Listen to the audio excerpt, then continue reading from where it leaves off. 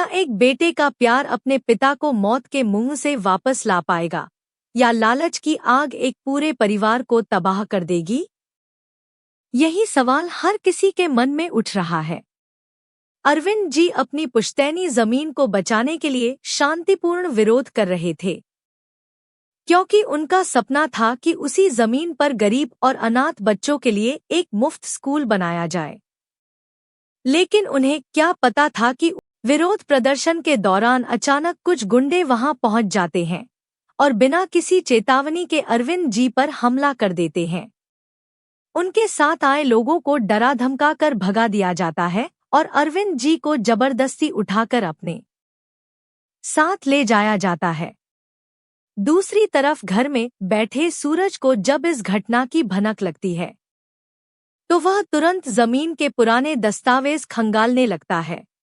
सूरज को पता चलता है कि जिस जमीन पर कब्जा किया गया है वह आज भी कानूनी रूप से अरविंद जी के नाम पर ही दर्ज है, यानी पूरा मामला धोखाधड़ी और फर्जीवाड़े का है।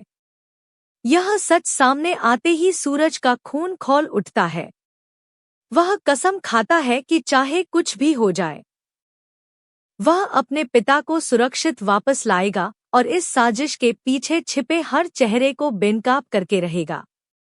लगातार तनाव और मेहनत की वजह से ईशा की तबीयत बिगड़ जाती है और वह अचानक बेहोश होकर गिर पड़ती है। परिवार के लोग घबरा जाते हैं, लेकिन सूरज समझ जाता है कि इस समय उसे मजबूत बनना होगा। वह ईशा को घरवालों की देखभाल में छोड़ता है और अकेले ही अपने पिता की तलाश में निकल पड़ता है। कुछ सुरागों की मदद से उसे गुंडों के उस गुप्त ठिकाने का पता चल जाता है जब सूरज वहां पहुंचता है तो उसके पैरों तले जमीन खिसक जाती है। उसके पिता को बांधकर रखा गया है और गुंडे जबरन उनसे प्रॉपर्टी के कागजों पर हस्ताक्षर करवाने की कोशिश कर रहे हैं। अपने पिता की बेपसी देखकर सूरज का गुस्सा ज्वालामुखी बनकर फूट पड़ता है। वह अकेले ही हथियारबंद गुंडों से भिड़ जाता है। हर वार के साथ उसके मन में सिर्फ एक ही बात होती। उधर जैसे ही ईशा को होश आता है उसे सारी सच्चाई पता चल जाती है।